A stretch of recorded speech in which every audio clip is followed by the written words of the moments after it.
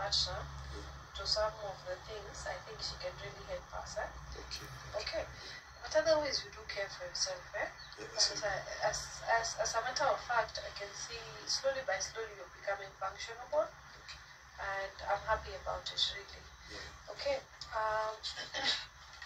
Tell me, as of recent, any emerging symptoms that you've had? Maybe sadness, depression, loss, unworthiness, hopelessness, anxiety, hallucinations, delusions, anything of the sort that you've probably found yourself? No, I've not been feeling very well this past week. So I went to. I've been on some medication. I've fallen a bit ill, so I've been feeling a bit delusional or under the weather. Okay, what would you feel? What do you say you're delusional about? No, I actually fell ill. I developed a very bad flu. Yeah, so at least now things they're not stabilized. Okay. Okay, so you have no emergency symptoms, huh? Yes. Okay. I wanted to know, what are your current life goals then? Are you in a position to start focusing on these current life goals? No, current life goals, I'm still Okay. Yeah, like this last Sunday was at the Good Shepherd Church. Yeah, it's a long road. Yeah, so it's the pastor is called Anthony Bones. Yeah, so he gave a very good sermon on. He was preaching from Psalm 133. That talks about Aaron. Aaron was a brother to Moses. Yeah, so it's a scripture that talks about people dwelling together in unity. And it's compared to oil that is running down Aaron's beard. So it was a very inspiring sermon. This was at the Good Shepherd. Yes. Did you carry the hard copy of your journal? No, you didn't carry. I thought. I know you sent me pictures, but I should also be coming with it, so that at least we can use the same notebook to be doing activities as well. Yeah? Okay, I'll carry it. I'll carry it. Yes, next to you. Okay. So what else did you learn from that procession at the church? Oh, the sermon. It was actually the story of Aaron. You know Aaron, the. I do know. Aaron, the brother to Moses. Oh, you normally read the Bible once in a while. It's the same story for us too. I'm a Muslim and it's the same story. Yes. Yes, it's the same story. For Islam, we say it is a predisposition of the Abrahamic religions, and the Abrahamic religions are Christianity as well. Okay. Yeah, so because you trace your roots to Abraham, isn't it? Yeah, it's just the roots back to Abraham, not only Abraham, but Adam as well. But the Abrahamic religions are basically now the religions that were set on earth. Yeah, so that is Judaism, Christianity. Yes. Okay. Yeah, you know, there's a call of Abraham, then there's also the call of Moses. Yes. Yeah. So Moses, you know, it's normally said that Aaron was not in the picture. Just that Moses became very, very adamant. Then that's when Aaron eventually came to the picture. But you see, Moses asked, if you even read the Bible, yes, Moses asked that give me one of my own to help me with this quest. And God told him, give me one of your own to help you with this, because he felt like no one would believe him. Okay. And so he was sent to a particular place to look for Aaron. And when he went to look for Aaron, God also united Moses with his mother. I think you know that story in the Bible. He never interviewed them. He did. He did. No, that's when he was a child. I'm talking about... No, not when he was a child. You see, Moses was put in a basket. Yes. Okay? Yeah. Because the Pharaoh wanted to kill each of the male-born child. Yes. Of the Jews at that point. Yes. Remember, these people were Jews. Yes. Moses was a Jew. Moses was a Jew, yes. He was an Israelite. Yes. Yeah, he was an Israelite, okay? Yes, he was. So he was put in the basket, and because for further revelation that Moses' mother got from God himself, he was put into the basket. The basket, yes. And this basket was floated on River Nile. Which was found by the wife of the It was a sister. It's a sister. Yes, the sister of Pharaoh. Yeah, the sister of the Pharaoh. And he grew up in the household of the Pharaoh as a son. Yes. As a son as well. Yes. And at that point, after he grew up, because he was among the son of the Pharaoh, he was treated just like them. Okay. The sister at that point, I remember, had lost a child, but no one knew about it that she had lost a child. Yes.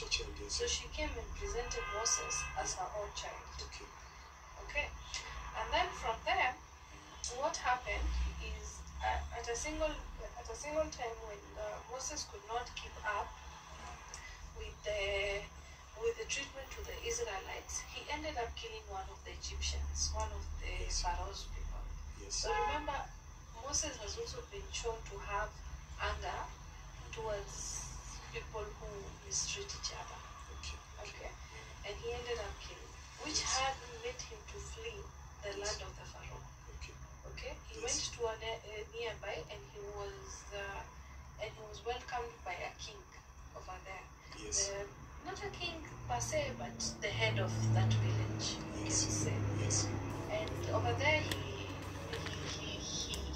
became the husband to that chief's daughter, or the head of the village's daughter. Okay. And then he started getting revelations from God from that point, until when he also saw God in the form of, they say, in the form of fire, isn't it? Yes, in the form of fire. In the form of fire, in the form of light that eventually made him, because God was too bright, he said that anyone who tries to see me will see me in this form. You know? And that is when he got his quest. And he asked God, will anyone trust me? So obviously Moses was a grown man at this point. And he went back into the land of the Pharaoh, where, remember, the Israelites were living. Now, Aaron was among these Israelites, and that was living, isn't it? But he was an old man, quite older too. Moses. And at that point, when he went to meet Aaron, and he also met Aaron's mother, who at that time point was very old. But I think she recognized that the son was back. The son was back, Because even the Bible says that I will reunite them together. Even it was after years that they were reunited together. Then from there they began their quest. Remember, Moses went to the Pharaoh very many times to plead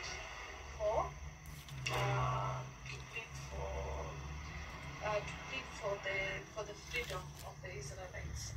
Okay, and the first time he went to plead, remember, his stick turned into a snake. These are the plagues. He cast it on the ground. Yes, he cast it on the ground. Isn't it? So to show him,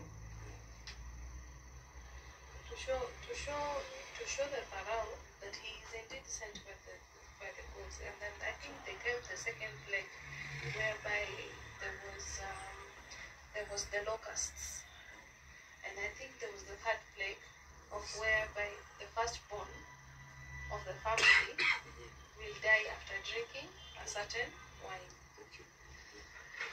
So those were the plagues, yes, definitely. So that's what I was telling you. What do you learn from the story of Moses as a person? What has happened? Because it teaches us a lot. Yes, it does. It does. Yeah. It's a very inspirational story. But I think the climax was the movie. The movie, the Ten Commandments. What's the Ten Commandments? It's a movie, the Ten Commandments. Which Moses got much later on, at the point where he had fled the land of Egypt with the Israelites. Okay? When you see these people started fighting with each other, they started this and that. So then he got the Ten Commandments at the Mount Sinai. Yeah. So apart from there are many things to learn from the life of Moses. Like what? No, I think it's more of a practical application. I think that's why we have the AIC Church. Okay, you see, the thing is, yes, it's a practical. Water bottle. Or the KCB water bottles? Yeah. Okay. So they've come from the airport, what? No, from town. Or from town, okay. They have already closed. Or so you want to take them tomorrow? I'll take it on Monday. Okay.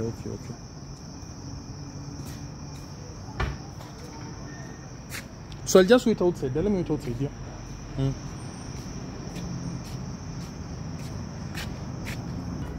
We didn't come at the doctor's appointment. Oh, that's A doctor's appointment here. okay. Yeah, so I was just here. Okay. Yeah. Nice weekend. Okay, you too. So these things for KCB, you're taking them on? I'll do it on Monday. On Monday? Yeah. Okay. So there are other things I want to take it tomorrow. Okay. They are still printed. Yes. Yeah. Okay.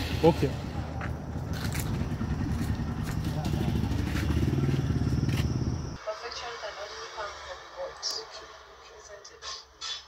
That is, I think, the biggest learning, because had it not been for God, Moses would have not been able to change his stick into a snake, isn't it? But it was the power through God, isn't it? Yes, it was. Yeah, so it's, we are of human nature, and our submission should come to a deity of a higher power, isn't it? Yes. So that's one of the things, and another thing is resilience, patience, or by virtue, all of those things, and doing what is right, just having a moral compass at all times, it's very important, yeah. And even when we come to counseling, the first thing we seek is a moral compass. Even for my clients, I must ensure that this client has a moral compass. If this client does not have a moral compass, then what we say in psychology, I don't know if you've heard of Sigmund Freud. Sigmund Freud. You've heard of Sigmund Freud. So Sigmund Freud developed the brain in three sides of it. There was the id, the ego, and the superego. I don't know if you've heard of this. So the id was the brain that would want to deal with all the desires. Okay, the desire for food, the desire for intimacy, the desire for doing bad things. This was the id, yeah? Yes. And then there was the ego. Ego, this was the rational mind, yeah? And the rational mind is important in knowing what is the right thing to do, yeah? It brings the balance between the id and the superego. So the superego is the moral compass, yeah? So this superego is the one that helps rationalize, what is good for your desires, okay? And the ego gives a logical thinking to, yes, if I forgo this desire of mine right now, for example, food is a desire, okay? Food is a desire, especially food like junk food, eh? Psychologically, we have been saying junk food has an effect of that of an addiction, eh? Because what it does, it increases the sugar levels which increased the dopamine levels. Okay. So when your dopamine levels increase, yeah, obviously you feel a rush of happiness. Okay? Yes. Okay? And this soon becomes an addiction. Eh? Food can become an addiction. I think you know that. I know that. Yeah. I know that. So, for example, like if we even see your kids, instead of eating at work, where you have food which is healthy on a daily basis, which is provided for free, Yes. Yeah. you choose to go out to satisfy your need because it gives you the dopamine rush. But if you were to decide to use your ego, yeah, and your super ego, you would have said moralistically, I'm being provided for food here at the office, I shouldn't waste it. That is your moralistic compass. Then your ego comes in and says, yes, it would be good I take food from the office because that will help me save some money. Yes. Yeah? So this is how the id, ego, and the super ego works. So that is what I'm telling you.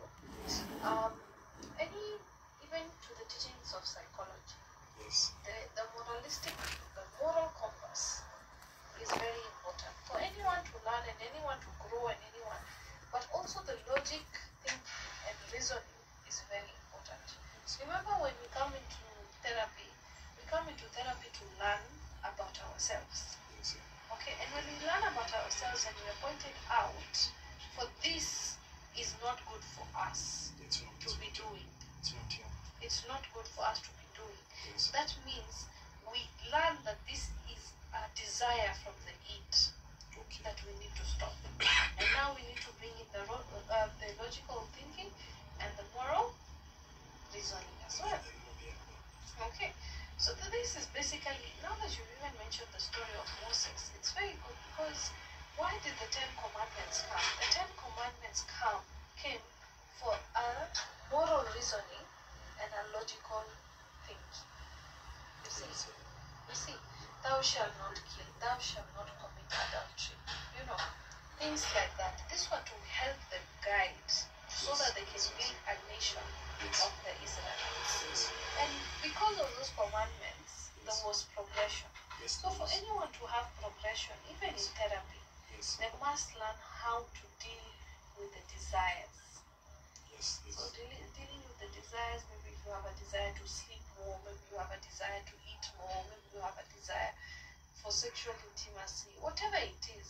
You see, you need to bring in your moral compass, you need to bring in your logical reasoning and say, look, if I'm to eat these things every day, I'm bound to have more health issues. Yes. I'm bound to be in the hospital every week, And Andrew, you're not growing any younger. Yes. You're growing older. Yeah. And if you're to continue with this lifestyle and you're not working out, you're not doing anything of the sort, then it's really going to harm you big time. Okay. So it's good that you brought up this story. At least we know that now we're going to be focusing on the food in the office. Yes. Okay. Okay. What else did you learn from the Yeah, the issue of the golden calf. So is that an actually to the golden calf? He felt that Moses was delaying them. So the Jews came and put the various items that they had, the gold, silver, and the precious stones. Then usually put up a golden calf. Was they had taken such a thing? Yeah. So the essence was that you need to wait upon the things with patience. The patience is right. How do you normally react?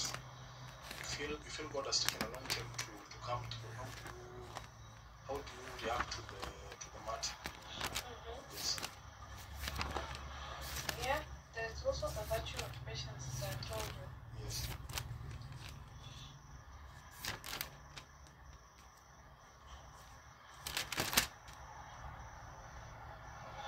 Right, so we start from 27th September, where was the last day. The day began bright and early. It was prize giving day at Ayurvedic Academy in Dara, and the preparations were in high gear. Teacher Josephine had sent reminders to all parents. Dipping through, flipping through the dailies, Islamic Relief Kenya, I think this one we did, I think this one we did, This one we did. Doctor's appointment is where the day started well. There was a consignment for Intel's Fargo. Was that Wells? Wells Fargo to Lucia. I rushed to town and submitted this to their office. I had a doctor's appointment at 11 a.m. So I have my breakfast or mango juice, Kellogg's, Frosties, and pancakes. I bought Colgate charcoal and a new flavor in the market. I used to brush my teeth in the market. I went to the doctor with the first brief break at one-stop arcade Langata. I was encouraged by the doctor to continue my medication, but by the way of the day, dreaming and stargazing.